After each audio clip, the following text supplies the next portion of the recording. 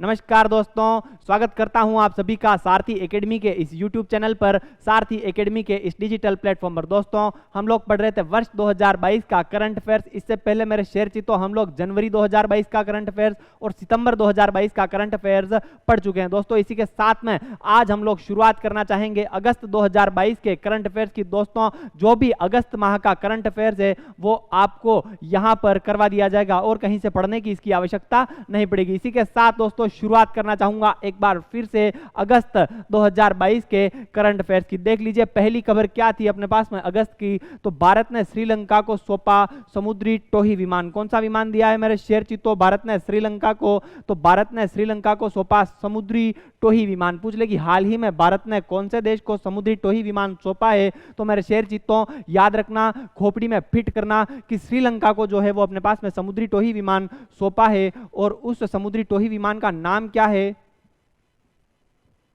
Dornier. क्या नाम है उस समुद्री टोही विमान का?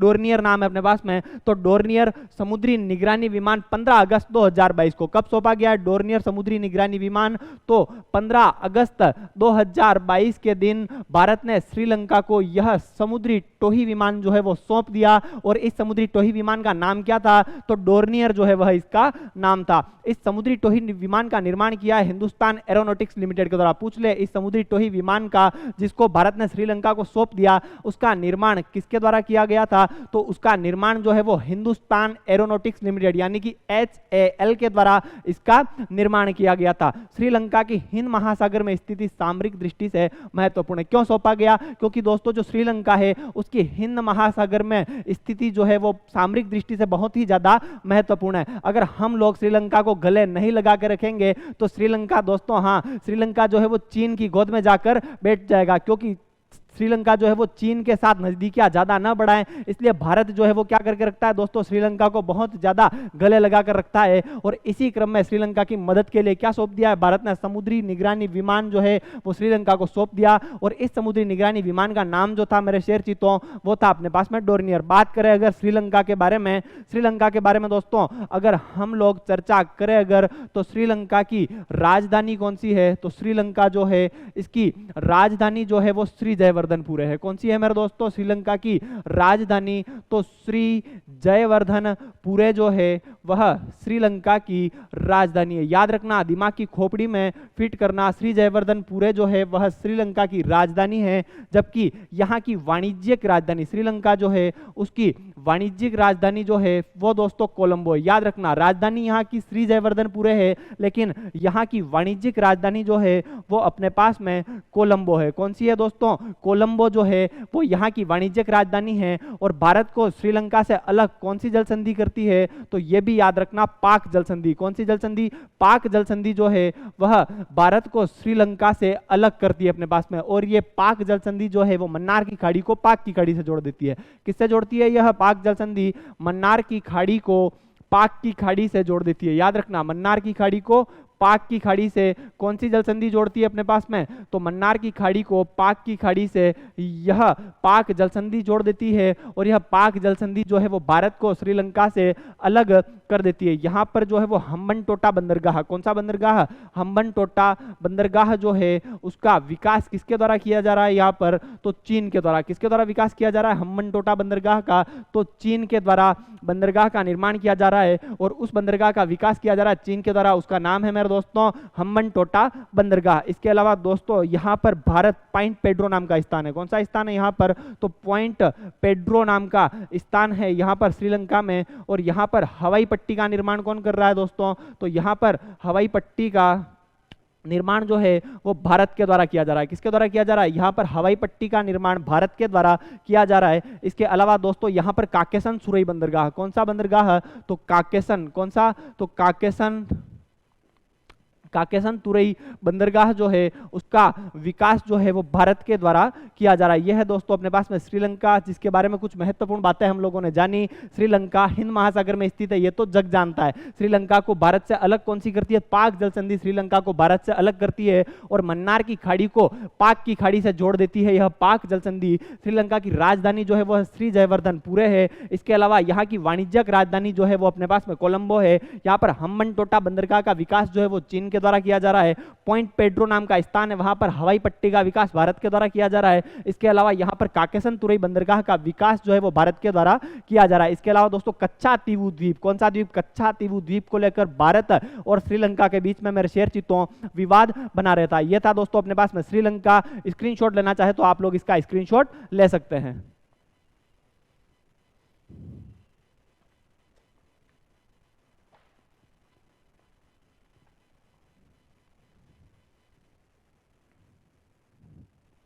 ये थी दोस्तों चर्चा। अगली खबर क्या थी? अगली खबर देख लीजिए। अगली खबर क्या थी अपने पास में कि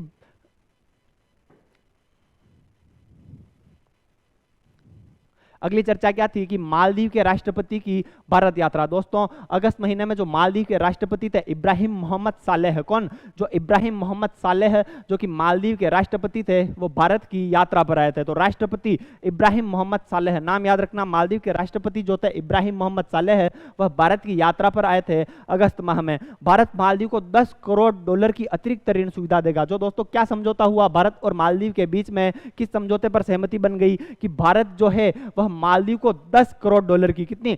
10 करोड़ डॉलर की अतिरिक्त ऋण सुविधा देने वाला है भारत। और वो किसको देने वाला है? तो मालदीव को देने वाला है। अपने पास में बात करें अगर अपन अपने पास में मालदीव के बारे में, तो मालदीव जो है वो कहां पर स्थित है? तो यह मालदीव जो है वो मेरे दोस्तों हिंद महासागर में स्थित है। कहां पर स्थित है मालदीव? मालदीव जो है वो हिंद महासागर में स्थित एक द्वीपीय देश है। कौन सा देश है दोस्तों?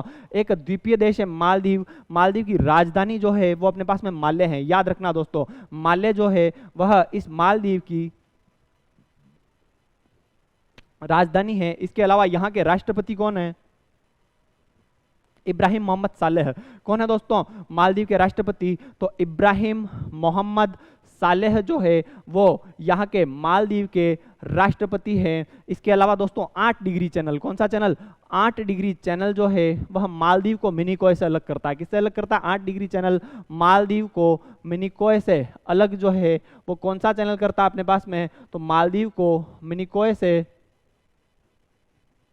अलग करता है। अपने पास में 8 डिग्री चैनल जो है वह मालदीव को मिनिकॉय से अलग करता है। यह था दोस्तों अपने पास में मालदीव। मालदीव हिंद महासागर में स्थित एक द्वीपीय देश है। राजधानी यहाँ की जो है वो माले है।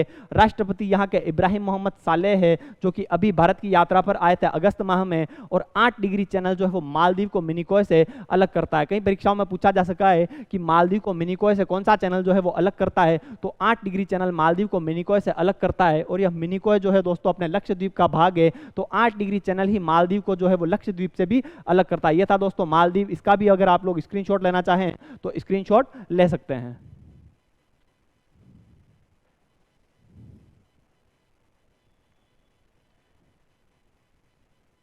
अगली खबर क्या थी दोस्तों? अगली खबर की ओर प्रस्थान करना।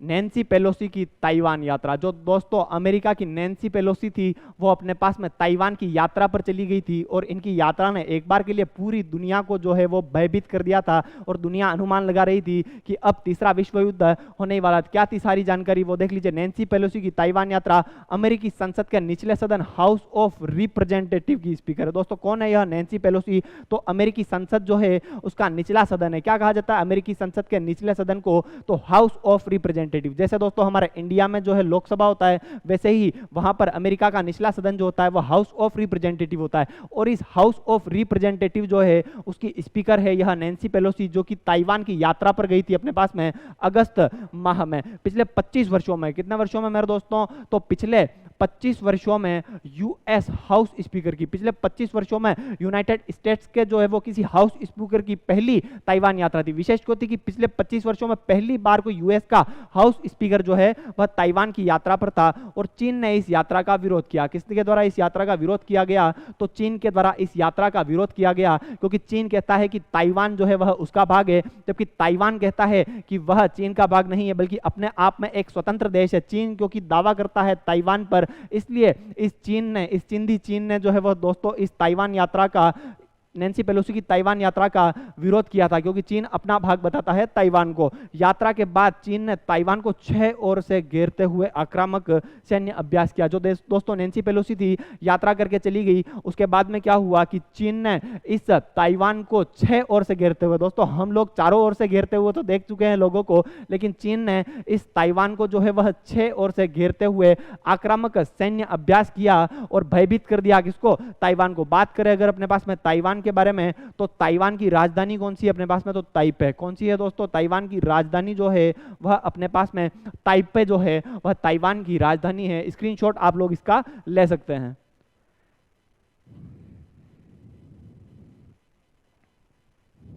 अगली खबर क्या थी दोस्तों, अगली खबर की ओर चलना कि भारत करेगा आतंकवाद निरोधी समिति की बैठक की मेजबानी। जो दोस्तों संयुक्त राष्ट्र सुरक्षा परिषद की आतंकवाद निरोधी समिति जो है उसकी बैठक की मेजबानी कौन करने वाला है, तो अपना प्यारा भारत। भारत जो है वह संयुक्त राष्ट्र की आतंकवाद निरोधी समिति की बैठक की मेजबानी करने वाला है भारत। आयोजन कहां पर किया जाएगा इस बैठक का, तो नई दिल्ली और मुंबई में। कहां पर किया जाएगा, याद रखना, एक तो जो है वो अपने पास में नई दिल्ली में किया जाएगा, और इसके अलावा नई दिल्ली व मुंबई में जो है वह इसका आयोजन जो है वह किया जाएगा अपने पास में इस बैठक का। अमेरिका, रूस, चीन से यूनाइटेड नेशन के 15 सदस्य देश भाग लेंगे। जो दोस्तों यूनाइटेड नेशन सिक्योरिटी काउंसिल है उसके जो 15 देश है, 5 जो है वो स्थायी देश है और 10 जो है वह अस्थायी देश है। तो ये सभी 15 देश जो है इस बैठक में भाग लेने वाले हैं, आतंकवाद निरोधी समिति की बैठक में भाग लेने वाले हैं, जिसकी मेजबानी भारत करने वाला है। और इस आतंकवाद निरोधी समिति की बैठक भारत में होने वाली है। भारत में भी कहां पर होने वाली है, तो भारत में नई दिल्ली में होने वाली है और मुंबई में होने वाली है। 28 से 30 अक्टूबर तक दोस्तों यह बैठक हो चुकी है अपने पास में। इसमें अमेरिका, रूस, चीन सहित यूनाइटेड नेशंस जो है उसके 15 सदस्य इसमें भाग लेने वाले हैं। भारत वर्ष 2022 के लिए सुरक्षा परिषद की आतंकवाद निरोधी समिति का अध्यक्ष है। जो दोस्तों वर्ष 2022 है उसके लिए सुरक्षा परिषद जो है, यूनाइटेड नेशन सिक्योरिटी काउंसिल जो है, उसकी आतंकवाद निरोधी समिति का अध्यक्ष किसको बनाया गया है, भारत को बनाया गया है। इसीलिए दोस्तों भारत जो है वह इस आतंकवाद निरोधी समिति की बैठक की मेजबानी करने वाला। यह थी दोस्तों चर्चा। बात करें अगर आतंकवाद निरोधी समिति के बारे में, तो पहली ही बात क्या, आतंकवाद निरोधी समिति की स्थापना कब हुई थी, तो वर्ष 2001 में। कब हुई थी आतंकवाद निरोधी समिति की स्थापना, तो वर्ष 2001 में इस आतंकवाद निरोधी समिति की जो है वह स्थापना की गई थी। और क्यों की गई थी, तो 9/11 के आतंकी हमलों के मद्देनजर। जो दोस्तों 9/11 का जो अटैक था यूएसए में हुआ था, उसके मद्देनजर इस आतंकवाद निरोधी की स्थापना की गई थी। और आतंकवाद निरोधी समिति की स्थापना जो है वर्ष 2001 में की थी। यह थी दोस्तों चर्चा। पूछ ले आतंकवाद निरोधी समिति की बैठक की मेजबानी कौन से देश के द्वारा की गई, तो ठोक के आना, भारत के द्वारा की गई। नई दिल्ली व मुंबई में इस बैठक का आयोजन हुआ। यूनाइटेड नेशंस के सभी 15 देशों ने इसमें भाग लिया था अपने पास में। ये थी दोस्तों चर्चा। स्क्रीनशॉट लेना चाहे तो आप लोग इसका स्क्रीनशॉट ले सकते हैं। बात करें अगर किसके बारे में दोस्तों, यूनाइटेड नेशन सिक्योरिटी काउंसिल के बारे में, तो यूनाइटेड नेशंस सिक्योरिटी काउंसिल जो है उसकी स्थापना कब हुई थी अपने पास में, यूनाइटेड नेशंस सिक्योरिटी काउंसिल जो है इसकी स्थापना हुई थी 24 अक्टूबर 1945 को। खोपड़ी में छापना दोस्तों, यह जो तारीख है 24 अक्टूबर 1945 को इस यूनाइटेड नेशन सिक्योरिटी काउंसिल की स्थापना हुई थी। और इसीलिए 24 अक्टूबर के दिन क्या मनाया जाता है, तो संयुक्त राष्ट्र दिवस। पूछा जाता है परीक्षाओं में कि संयुक्त राष्ट्र दिवस जो है वह कब मनाया जाता है, तो 24 अक्टूबर के दिन संयुक्त राष्ट्र दिवस मनाया जाता है। इस यूनाइटेड नेशन सिक्योरिटी काउंसिल में कितने सदस्य देश है, तो 15 देश जो है वो इस यूनाइटेड नेशंस सिक्योरिटी काउंसिल के सदस्य है। 5 तो दोस्तों जो है वो स्थायी देश होते हैं। कौन से होते हैं, 5 देश जो होते हैं वो अपने पास में स्थायी देश होते हैं, प्लस 10 जो है वो अस्थायी देश होते हैं। ये है दोस्तों अपने पास में कौन सा, यूनाइटेड नेशंस सिक्योरिटी काउंसिल। इसका मुख्यालय जो है वो अपने पास में न्यूयॉर्क में। कहां पर है यूनाइटेड नेशन सिक्योरिटी काउंसिल का मुख्यालय, तो दोस्तों इसका मुख्यालय न्यूयॉर्क में है। और यह न्यूयॉर्क जो है वो हडसन नदी के किनारे पर स्थित है। कौन सी नदी के किनारे पर, न्यूयॉर्क हडसन नदी के किनारे पर स्थित है। और ये 5 स्थायी देश कौन कौन से हैं दोस्तों, तो रूस, चीन,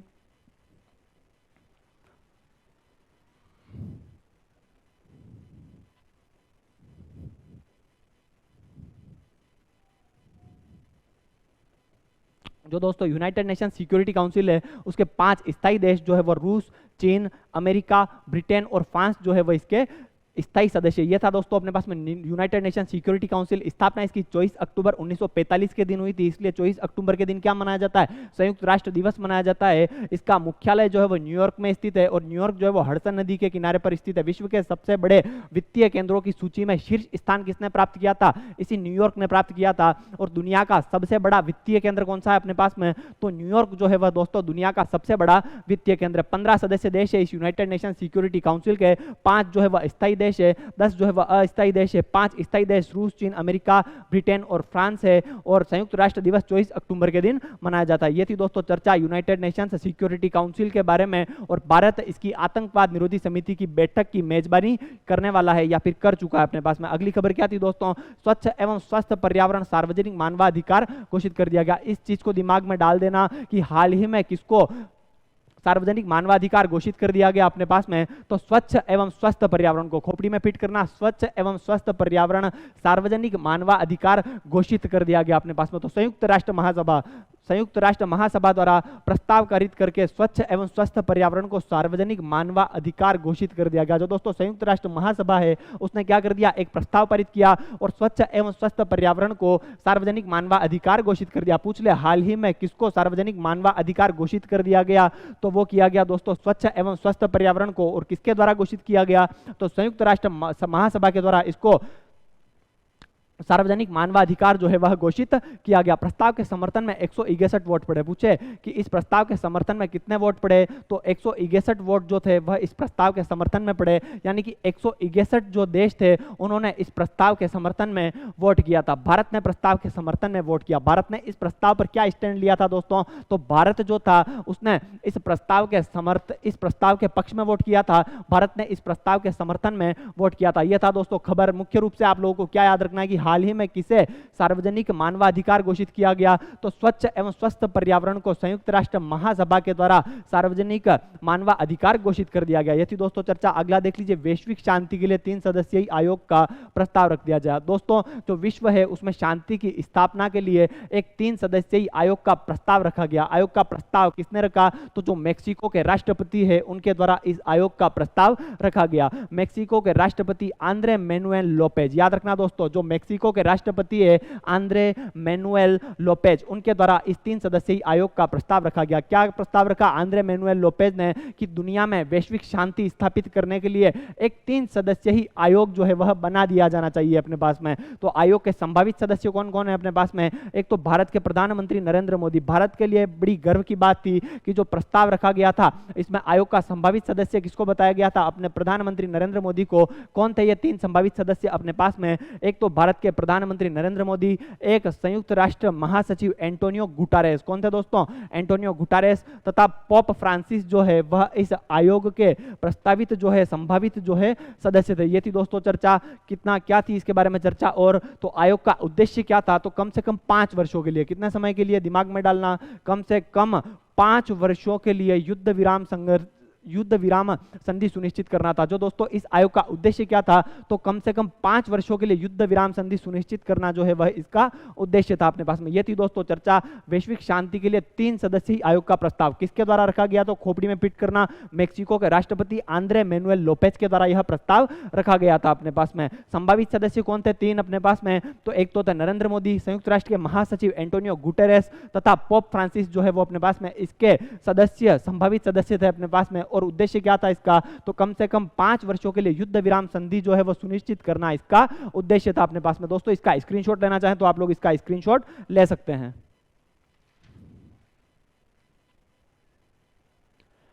बात करें दोस्तों अगर अपने पास में मेक्सिको के बारे में अगर हम लोग चर्चा करें, तो मेक्सिको के अपने पास में राष्ट्रपति कौन है, तो मेक्सिको के राष्ट्रपति है अपने पास में आंद्रे मैनुएल लोपेज। कौन है दोस्तों, आंद्रे मैनुएल लोपेज जो है वह इस मेक्सिको के राष्ट्रपति हैं। इस मेक्सिको की राजधानी कौन सी है दोस्तों, तो इस मेक्सिको की राजधानी जो है वह भी मेक्सिको सिटी है। कौन सी है इस मेक्सिको की राजधानी, मेक्सिको सिटी जो है वह इस मेक्सिको की राजधानी है। इसके अलावा रियो ग्रांडे नदी, कौन सी नदी दोस्तों, रियो ग्रांडे नदी जो है वह यूएस मेक्सिको की सीमा बना देती है। पूछ ले आपको मेक्सिको और यूएसए के बीच में सीमा का निर्धारण कौन सी नदी के द्वारा किया जाता है? तो रियो ग्रांडे नदी के द्वारा यूएस और मेक्सिको की सीमा अपने पास में बना दी जाती है। इसके अलावा सोनोरन मरुस्थल, कौन सा मरुस्थल? सोनोरन मरुस्थल जो है वो कहाँ पर स्थित है? तो मेक्सिको में स्थित है। कहाँ पर स्थित है सोनोरन मरुस्थल? तो मेक्सिको में स्थित है यह सोनोरन मरुस्थल। यह था दोस्तों अपने पास में मेक्सिको। राष्ट्रपति यहाँ के जो है वो आंद्रे मैनुएल लोपेज जो है वो यहाँ के राष्ट्रपति है। मेक्सिको सिटी जो है वो यहाँ की राजधानी है। रियो ग्रांडे नदी जो है वो यूएसए और मेक्सिको के बीच में सीमा बना देती है। इसके अलावा सोनोरन मरुस्थल जो है वो कहाँ पर स्थित है? वो भी अपने पास में मेक्सिको में स्थित है। दोस्तों आप लोग इसका स्क्रीनशॉट लेना चाहें तो इसका स्क्रीनशॉट ले सकते हैं।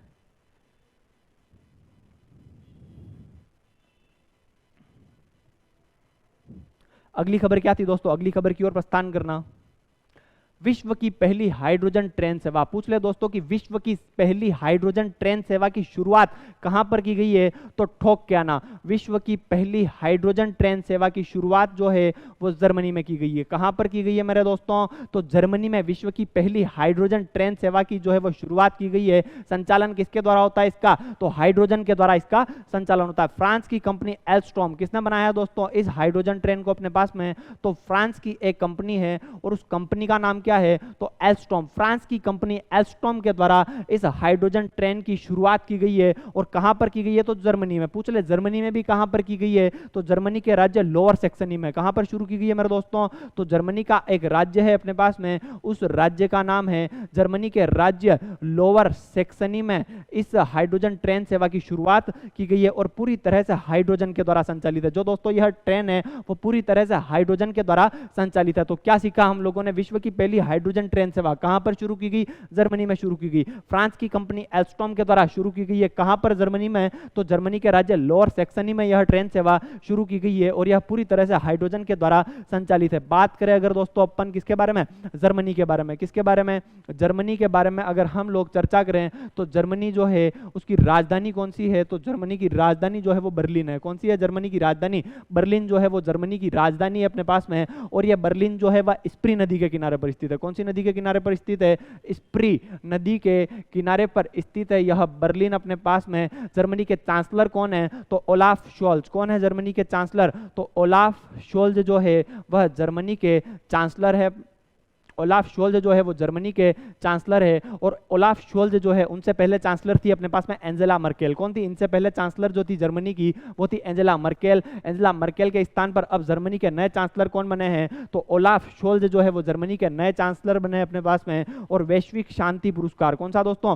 यूनेस्को का शांति पुरस्कार। कौन सा पुरस्कार? शांति पुरस्कार से अपने पास में किसको सम्मानित किया गया? तो याद रखना आप लोग, शांति पुरस्कार से जो है वो एंजेला मर्केल को सम्मानित किया गया। किसको सम्मानित किया गया? शांति पुरस्कार से। तो एंजेला मर्केल जो है उनको शांति पुरस्कार से, जो यूनेस्को जो है उसके शांति पुरस्कार से एंजेला मर्केल को सम्मानित किया गया। कौन है यह एंजेला मर्केल? पूर्व जर्मन चांसलर है एंजेला मर्केल, जिसको यूनेस्को का शांति पुरस्कार जो है वो अपने पास में प्रदान किया गया। क्यों प्रदान किया गया? तो शरणार्थियों की मदद करने के लिए और शरणार्थियों का जर्मनी में स्वागत करने के लिए एंजेला मर्केल को वैश्विक शांति पुरस्कार प्रदान किया गया। और विश्व की चौथी सबसे बड़ी अर्थव्यवस्था, दुनिया की चौथी सबसे बड़ी अर्थव्यवस्था कौन सी है दोस्तों? तो दुनिया की चौथी सबसे बड़ी अर्थव्यवस्था जो है वो अपने पास में जर्मनी है। याद रखना, दुनिया की चौथी सबसे बड़ी अर्थव्यवस्था कौन सी है? तो जर्मनी दुनिया की चौथी सबसे बड़ी अर्थव्यवस्था है। और पांचवी सबसे बड़ी अर्थव्यवस्था कौन बन गया? हाल ही में भारत जो है वह ब्रिटेन को पीछे छोड़ते हुए दुनिया की पांचवी सबसे बड़ी अर्थव्यवस्था बन गया। यह है दोस्तों अपने पास में जर्मनी। राजधानी यहाँ की बर्लिन है जो कि स्प्री नदी के किनारे पर स्थित है। यहाँ के चांसलर ओलाफ शोल्ज है। वैश्विक शांति पुरस्कार एंजेला मर्केल को मिला। यूनेस्को का शांति पुरस्कार, पूर्व जर्मन चांसलर है यह एंजेला मर्केल। और जर्मनी दुनिया की चौथी सबसे बड़ी अर्थव्यवस्था है। दोस्तों आप लोग इसका स्क्रीनशॉट लेना चाहें तो आप लोग इसका स्क्रीनशॉट ले सकते हैं। और बात करें अगर अपने पास में हाइड्रोजन के बारे में, किसके बारे में दोस्तों? हाइड्रोजन के बारे में अगर हम लोग चर्चा करें तो हाइड्रोजन जो है इससे क्या नहीं होता दोस्तों? प्रदूषण नहीं होता। दोस्तों जो हाइड्रोजन है उससे किसी भी प्रकार का प्रदूषण जो है वो नहीं होता, इसलिए हाइड्रोजन को हरित ईंधन कहा जाता है। क्या कहा जाता है हाइड्रोजन को? तो हरित ईंधन जो है वह हाइड्रोजन को कहा जाता है। इसके अलावा भविष्य का ईंधन किसको कहा जाता है? भविष्य का ईंधन। तो हाइड्रोजन जो है इसी को अपने पास में भविष्य का ईंधन कहा जाता है। दोस्तों जो हाइड्रोजन है इससे, क्योंकि प्रदूषण नहीं होता, इसलिए इसको हरित ईंधन कहा जाता है। और भविष्य का ईंधन, क्योंकि भविष्य में दोस्तों हाइड्रोजन का प्रयोग किया जाएगा आमतौर पर, इसलिए हाइड्रोजन को भविष्य का ईंधन भी अपने पास में कहा जाता है। ये थी दोस्तों चर्चा। स्क्रीनशॉट लेना चाहे तो आप लोग इसका स्क्रीनशॉट ले सकते हैं।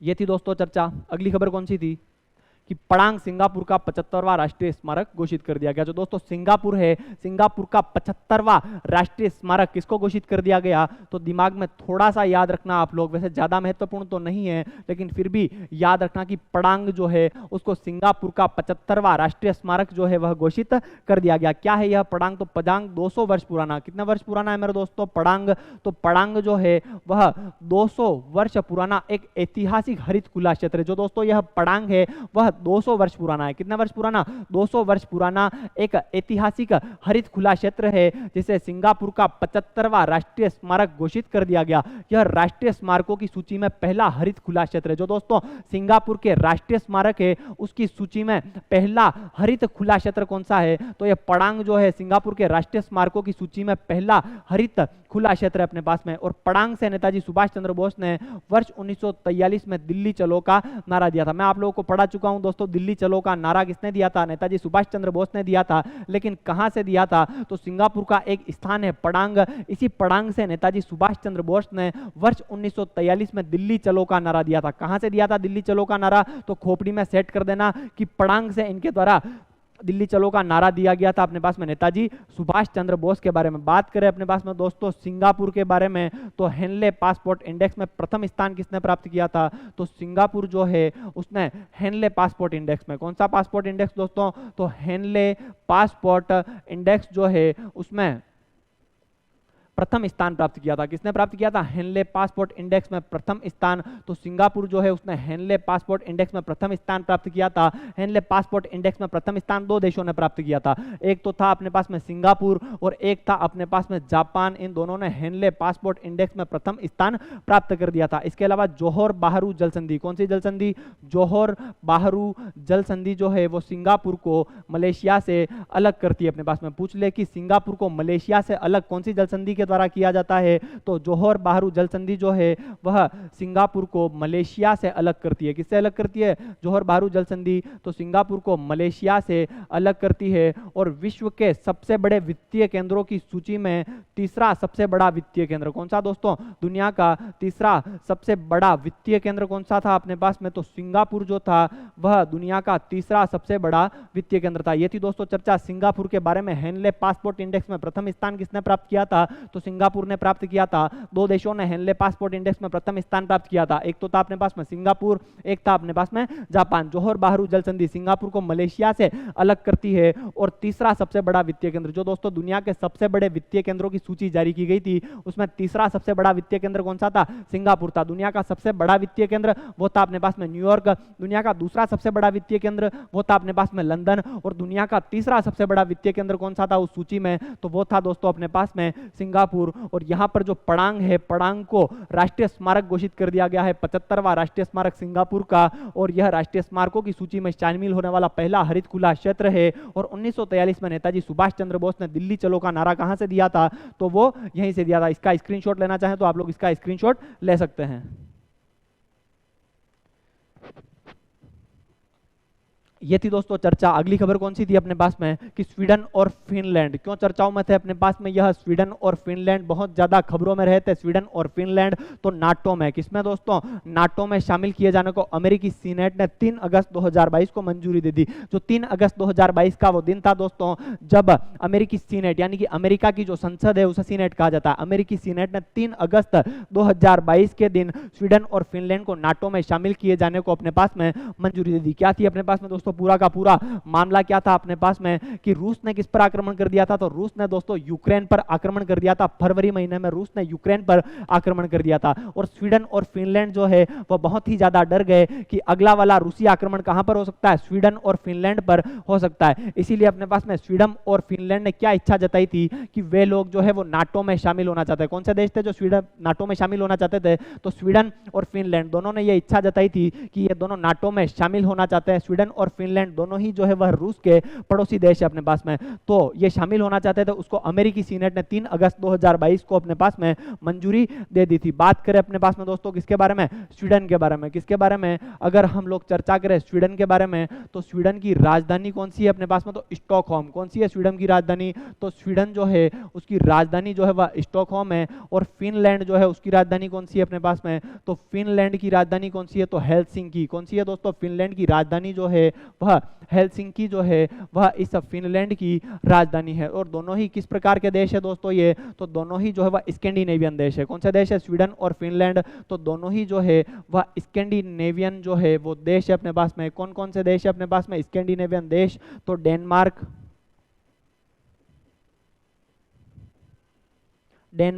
इसके अलावा दोस्तों स्वीडन, इसके अलावा फिनलैंड,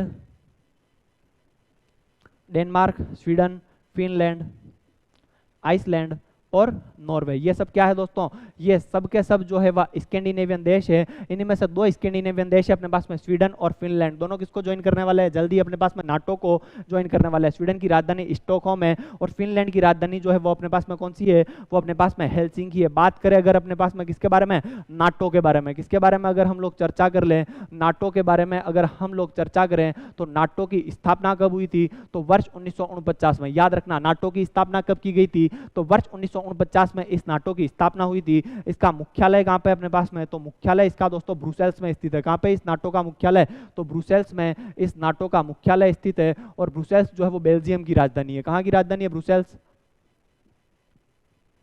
बेल्जियम की राजधानी है, जहां पर इस नाटो का मुख्यालय है। और सदस्य देश कितने हैं अपने पास में, तो 30 सदस्य देश है। कितने हैं दोस्तों इसके नाटो के सदस्य देश, तो 30 सदस्य देश है अपने पास में। और नाटो को क्यों बनाया गया था अपने पास में, अमेरिका, पश्चिम यूरोप, कनाडा। जो दोस्तों अमेरिका, कनाडा और पश्चिम यूरोप के देश है, उन्होंने मिलकर इस नाटो का अपने पास में निर्माण किया था। और नाटो का पूरा नाम क्या अपने पास में, तो नॉर्थ अटलांटिक ट्रीटी ऑर्गेनाइजेशन। क्या नाम है दोस्तों इसका, तो नॉर्थ अटलांटिक ट्रीटी ऑर्गेनाइजेशन जो है वह इस नाटो का पूरा नाम है। स्क्रीनशॉट लेना चाहो तो दोस्तों आप लोग इसका स्क्रीनशॉट ले सकते हैं।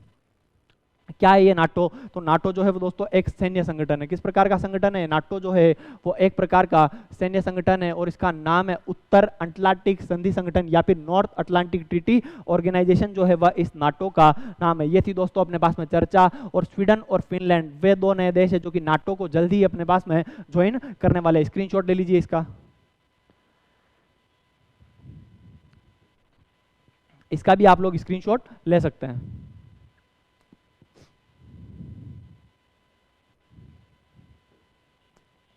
ये थी दोस्तों चर्चा, स्वीडन और फिनलैंड इनको नाटो को ज्वाइन करने के लिए मंजूरी किसने दे दी, तो अमेरिका की सीनेट जो है उसने 3 अगस्त 2022 को मंजूरी प्रदान कर दी। दोस्तों हम लोगों ने चर्चा की स्वीडन और फिनलैंड के बारे में, स्कैंडिनेवियन देशों के बारे में। इसके अलावा हम लोगों ने चर्चा की नाटो के बारे में। सैन्य संगठन 1949 में इसकी स्थापना हुई थी। हेडक्वार्टर इसका दोस्तों ब्रुसेल्स बेल्जियम में स्थित है। और 30 सदस्य देश है इसमें। कितना सदस्य देश है इसमें, तो 30 सदस्य देश है। अमेरिका, यूरोप, कनाडा के द्वारा इनका निर्माण किया गया था, नाटो का नॉर्थ अटलांटिक ट्रीटी ऑर्गेनाइजेशन। ये थी दोस्तों अपने पास में चर्चा। अगली खबर देख लीजिए। अगली खबर क्या थी, पीरियड प्रोडक्ट एक्ट। पूछ ले हाल ही में पीरियड प्रोडक्ट एक्ट जो है वो कहां पर लागू किया गया, तो स्कॉटलैंड में। कहां पर लागू किया, पीरियड प्रोडक्ट एक्ट, तो अपने पास में स्कॉटलैंड जो है वहां पर पीरियड प्रोडक्ट एक्ट जो है वो अपने पास में लागू कर दिया गया।